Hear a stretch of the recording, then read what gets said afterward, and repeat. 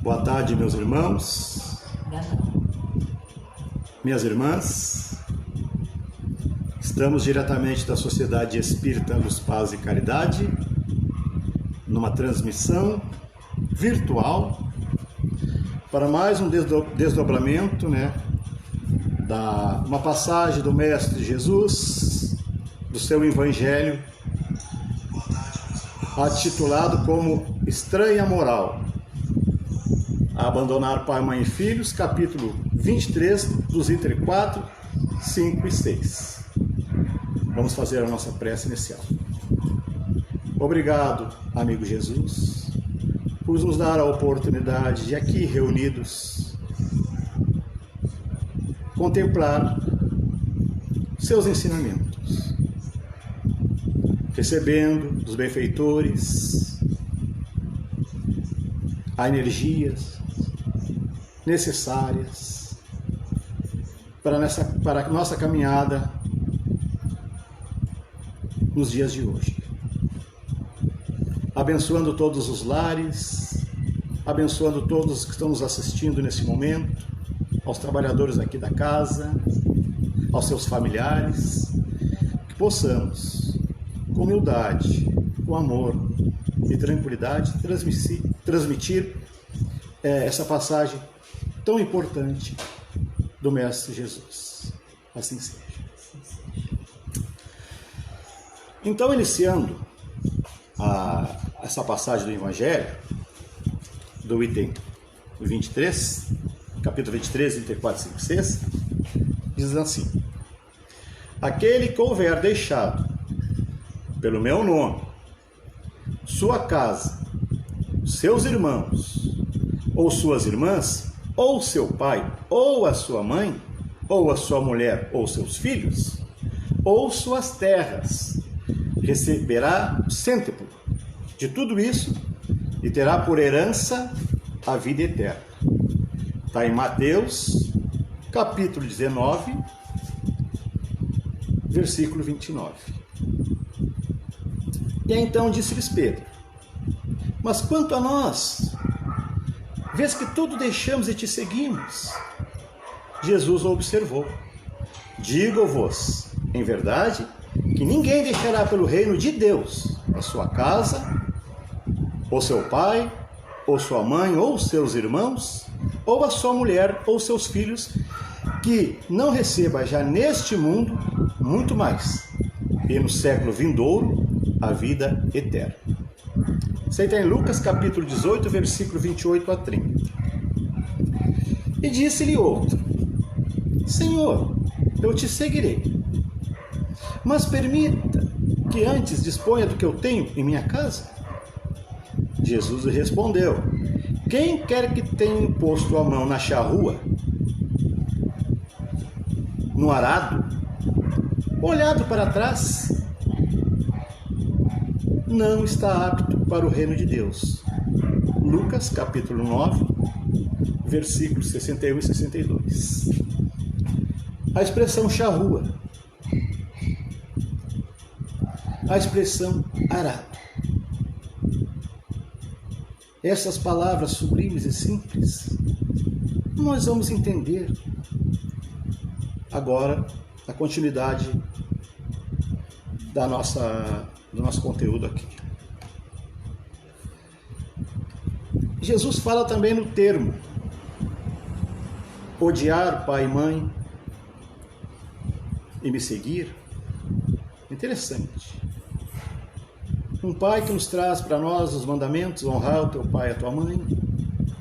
Aí o mestre, ele se refere a odiar. A palavra ódio, para nós dar o início, naquela época, onde a linguagem era pouca, várias palavras, uma palavra tinha vários significados. E nós vamos ver então o significado desta palavra chamada odiar pai e mãe. Aqui vemos Jesus utilizar na edificação do reino divino, do reino de Deus, um dos mais belos símbolos. Efetivamente, se desejasse, o mestre criaria outras imagens. ele usou o arado. Ele poderia ter usado outras, né? Poderia reportar-se às leis do mundo, aos deveres sociais, aos textos da profecia, mas ele preferiu fixar o ensinamento nas bases mais simples. O arado é um instrumento, né? Nós vamos ver mais adiante, né? Para rasgar a terra, para preparar a terra. É um instrumento agrícola, muito pesado, de difícil manobra e requer muito esforço. Sol, calor, e não individualmente. Precisamos de cooperação. Ele é um aparelho, né, de todos os tempos. É pesado e ele demanda esforço, colaboração entre o homem e a máquina. Ele provoca suor e cuidado e, sobretudo, fere a terra para que se produza e se constrói o berço das semeadeiras. E a sua passagem, o terreno cede para que a chuva, o sol e os adubos sejam convenientemente aproveitados. Então ele rasga a terra. E ele tem que ser controlado, né, para ter uma linha reta, né? Senão deixar por conta ele começa a ir para os lados. E aquela terra, ele crava fundo e rasga e abre as lavas. E ali depois vem o adubo e é colocado a semente. Isso aí na agricultura é bem simples para eles, né? Então ele usou o termo arado. Mas por que o termo arado tem a ver conosco? Vamos lá então. É necessário, pois, que o discípulo sincero tome lições com esse divino cultivador que é Jesus, abraçando o seu arado da responsabilidade. A gente vai começando a compreender o arado da responsabilidade na luta edificante, sem dele retirar as mãos, de modo a evitar os prejuízos graves à terra de si mesmo. A gente comentou que tem que ser conduzido com firmeza e ter a colaboração. Ele não anda sozinho. Juntas de boi ou cavalos, precisa ser firme. Então vamos usar esse arado para nós, para nossa modificação, para nossa vida, para nós preparar esse terreno. Meditamos nas oportunidades perdidas. Quantas vezes Jesus já nos enviou o adubo, a água, as sementes. Só que a nossa terra, ela não estava preparada. Nós não nos preparamos. E todos esse material que provém de Jesus, para nós crescermos, aí lembramos daquela passagem do Evangelho. Vamos largar as sementes na pedra, no meio do espinho, aonde vem os pássaros e recolhem. Então nós temos que nos preparar.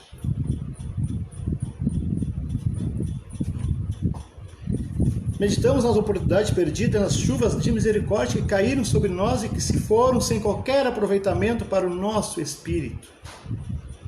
No sol de amor que nos vem vivificando há muitos milênios. Quantos milênios? Deus chama a nossa atenção através da sua própria palavra, sua passagem terrena.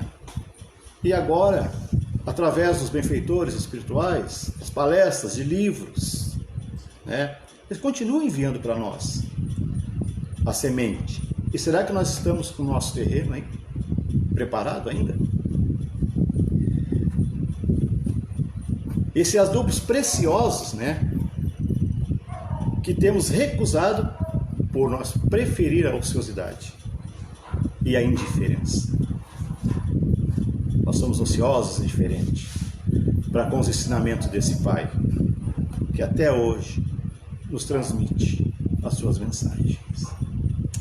Mas sem discutir a palavra, o verbo, vamos nos fixar então no pensamento. Quando Jesus falava que era evidente os interesses da vida espiritual, da vida futura, Jesus estava chamando a atenção que ele prevalece por todos os interesses e todas as considerações humanas, os interesses terrenos. Porque esse pensamento está de acordo com a substância da doutrina de Jesus. É esse ensinamento que ele traz para nós. As leis de Deus. Ao passo que a ideia de renunciar à família seria a negação dessa doutrina. O negar essa família e nos encaminhar a Deus é breve. É um abandono breve. E nós não temos, aliás, sob o ponto de vista, a aplicação dessas máximas no sacrifício dos interesses e das afeições, ou da família e da pátria. Censura-se porventura aquele que deixa seu pai, sua mãe, seu irmão, sua mulher, seus filhos para marchar em defesa do seu país. Não tem um jovem, quando chega aos 17 anos de idade, abandona a família para servir a pátria. Nós temos deveres a cumprir. E mais adiante, no texto aqui evangélico, não se reconhece, ao contrário, um grande mérito em arrancar-se das doçuras do lar doméstico aos liames da amizade para cumprir um dever? Nós temos que ter dever, compromissos. É que então há deveres que sobreavalecem a outros deveres. Não impõe a lei, a família, a obrigação de deixar os pais para acompanhar o esposo, a sua filha. Abandona a família. Vai se envolver com outro ser, vai ter novos aprendizados, vai criar sua própria família. É a lei do progresso. É abandonar pai e mãe para formar uma nova família. Obviamente que depois retorna a família, retorna com um novo aprendizado. E formigo no mundo casos desses, em que são necessárias as mais penosas separações, às vezes em consequência de um trabalho. O pai não se ausenta da família para ir em outro estado, região, onde ele conseguiu um emprego, e se ausenta por um tempo. O único objetivo que ele tem é aquele. Ele vai, visita pouco a família, mas ajuda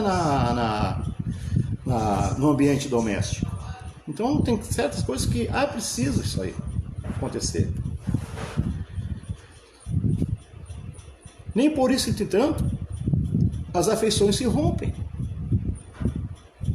O afastamento não diminui o respeito, nem a solicitude do filho para com os pais, e nem a ternura desses para com aqueles. Vê-se, portanto, que, mesmo tomados ao pé da letra, excetuado, excluído, o termo odiar, aquelas palavras não seriam uma negação do mandamento que prescreve ao homem honrar seu pai e a sua mãe, nem do afeto paternal. Com a mais forte razão, não o seriam se tomadas segundo o Espírito. Agora nós vamos ver o termo odiar. A gente comentou, a linguagem naquela época era pouca. E uma palavra significava vários termos. E quando Jesus fala em odiar, nós temos que ir pelo pensamento, que era amar menos. Como muda agora já, né?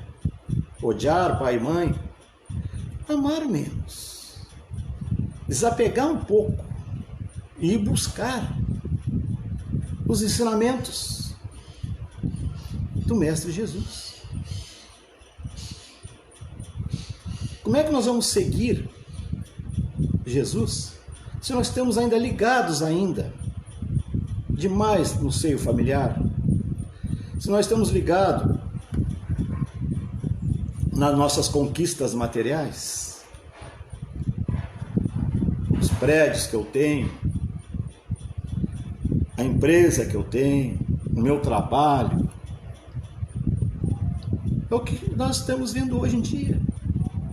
Esse apego é tão grande a esses valores. E já aprendemos também que nós dedicamos a mais parte da nossa vida em crescermos financeiramente e materialmente. E muitas vezes leva à doença. Muitas vezes esquecemos dos nossos próprios familiares, que eu tenho que produzir, eu tenho que conquistar. E muitas vezes acaba em depressões. Porque os valores materiais são ilusórios. E muitas vezes o homem, ele cria seus castelos as suas bases na areia. E com o tempo desmorona. Aí vem a dor, muitas vezes o suicídio e as depressões.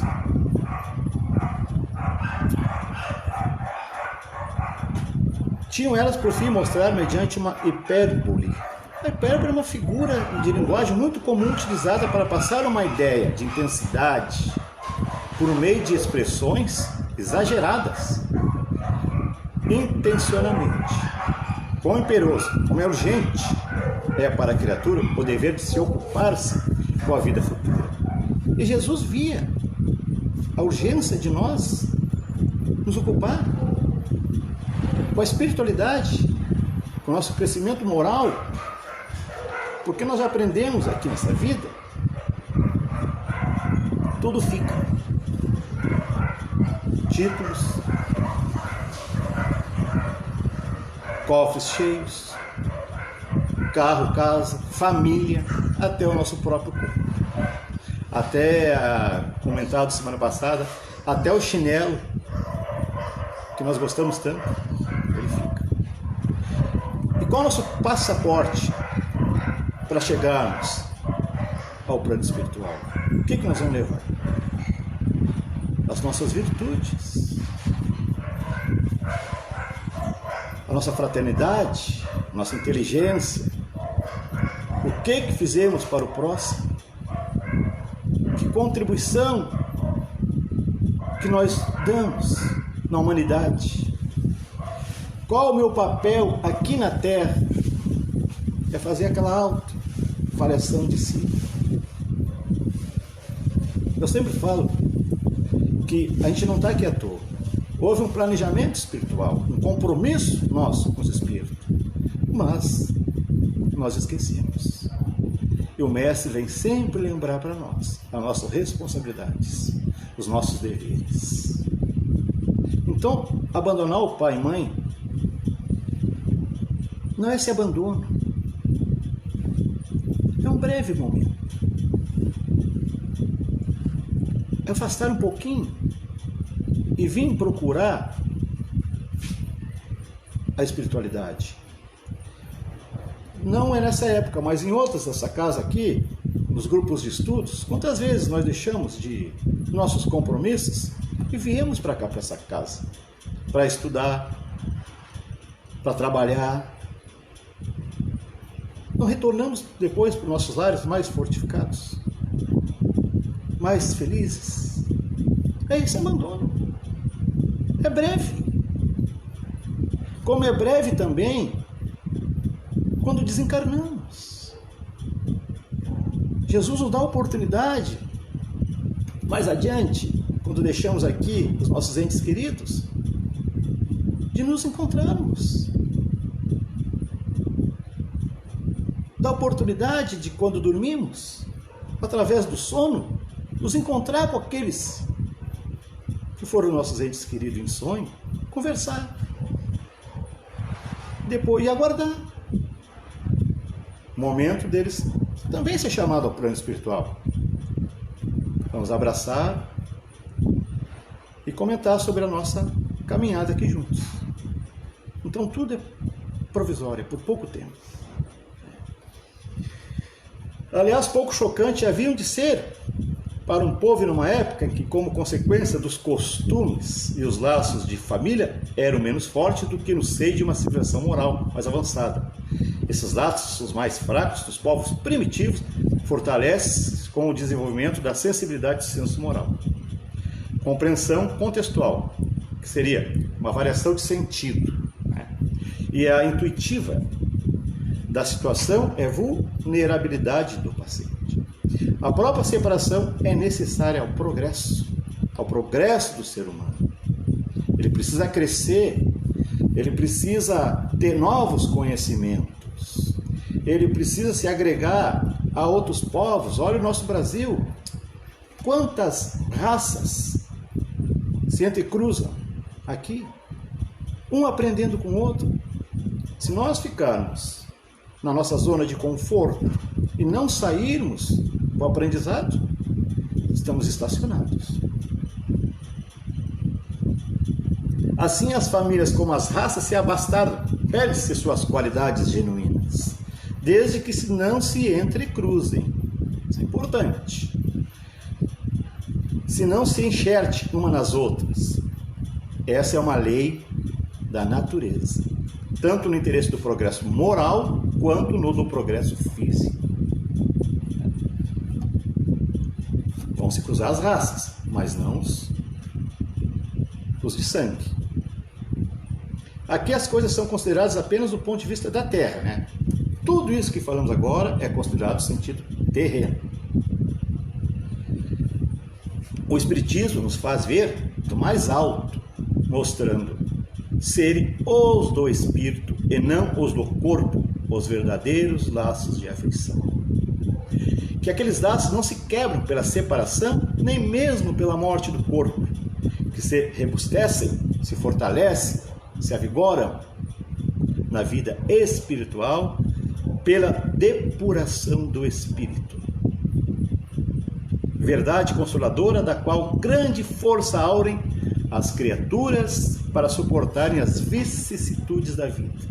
O que é vicissitudes? As mudanças da vida, alterações, circunstâncias contrárias, más sortes desfavoráveis. Capítulo 4, número 18, capítulo 14, número 8. Quando Allan Kardec nos diz que os interesses da vida futura estão acima dos interesses e de todas as considerações da ordem humana, ele não está desprezando os interesses e deveres da vida material aqui na Terra. Nós temos que construir uma família, nós temos que trabalhar, nós temos que progredir materialmente também, para vivermos aqui. Nós temos que ter o nosso conforto, nós temos nossos deveres a cumprir. Mas, e o da espiritualidade, são mais valorosos, como a gente falou há pouco tempo. Apenas destaca que viver na Terra tem a finalidade do desenvolvimento intelectual, desenvolver a nossa inteligência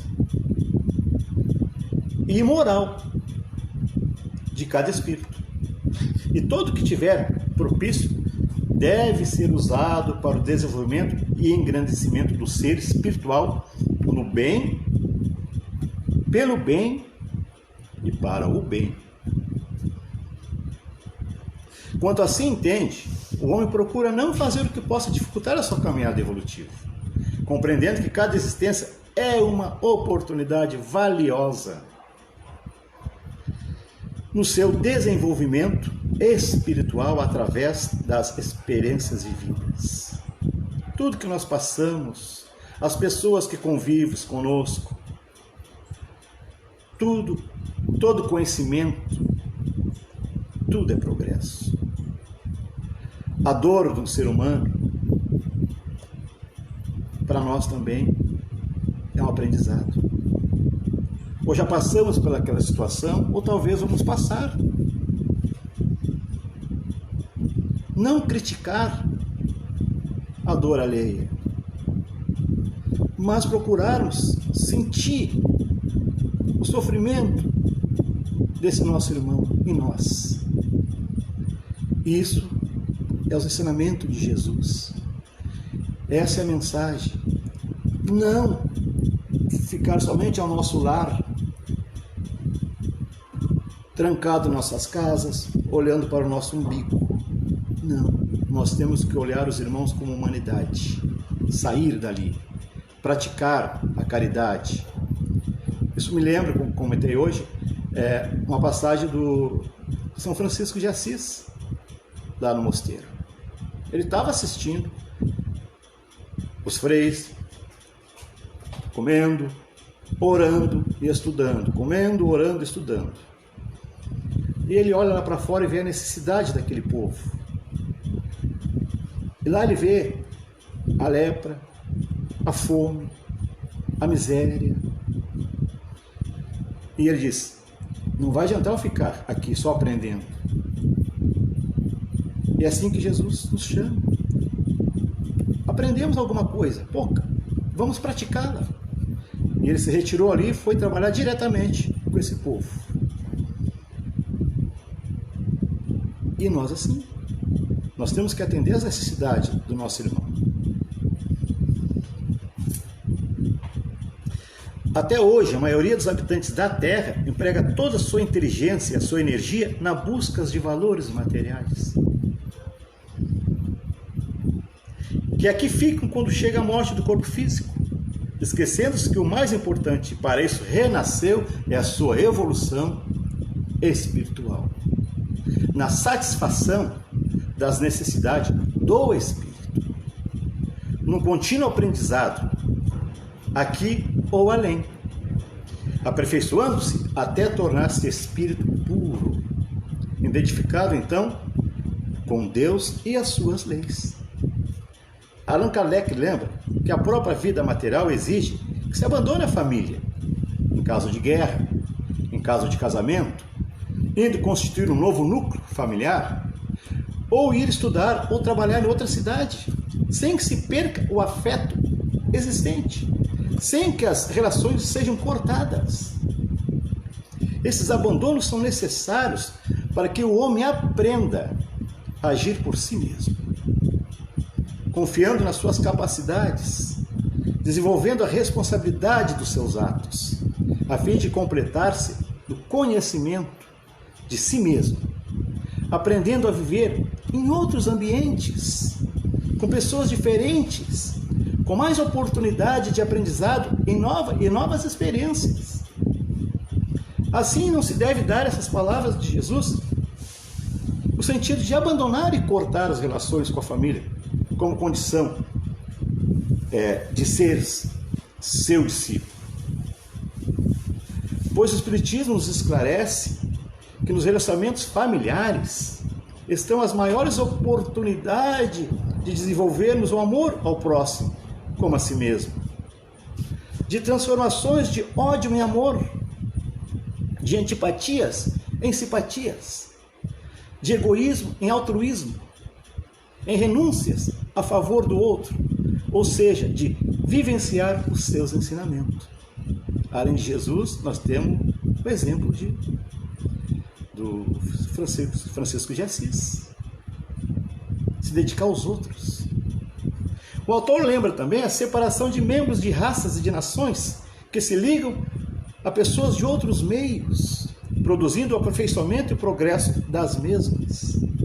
O Espiritismo nos ensina que se deve tudo observar e analisar sob o ponto de vista da imortalidade do espírito, a fim de compreender que os verdadeiros amores não se rompem com a separação na vida terrena, nem com a morte do corpo, visto que encarnado ou desencarnado continua-se exercitando a vida, na feliz expressão do autor Jaci Regis e um dos seus livros. Aonde quer que vá o espírito, os laços de afeto continuarão ligados, fortalecendo-se cada vez mais nos outros laços que vão se constituindo e se fortalecendo, porque o amor, quanto mais se doa, mais cresce no íntimo dos filhos de Deus, chamado amor absoluto. Considerar os interesses espirituais acima dos interesses materiais, com a consciência de que os últimos se constituem apenas em meios para a satisfação dos primeiros. É a mensagem de Jesus nestas palavras que, interpretadas segundo a forma, seriam contrários à moral divina. Então, meus irmãos, odiar é amar menos. Abandonar é provisório. Vamos meditar, vamos se desapegar das coisas do mundo, vivendo no mundo. Vamos aprender a valorizar as coisas do Espírito. Esse aprendizado, as virtudes, as nossas transformações, dá trabalho. Esse arado que corta as nossas imperfeições, esse terreno que nós vamos preparar para receber o adubo, as sementes, que é os ensinamentos de Jesus, para nós produzir novos frutos, transformando do homem velho ao homem novo. Essa é a mensagem. Muito obrigado. Que Deus nos abençoe, iluminando a nossa tarde, o nosso dia, a nossa noite, e que esses benfeitores afáveis possam levar os ensinamentos de Jesus no seio de vossas famílias.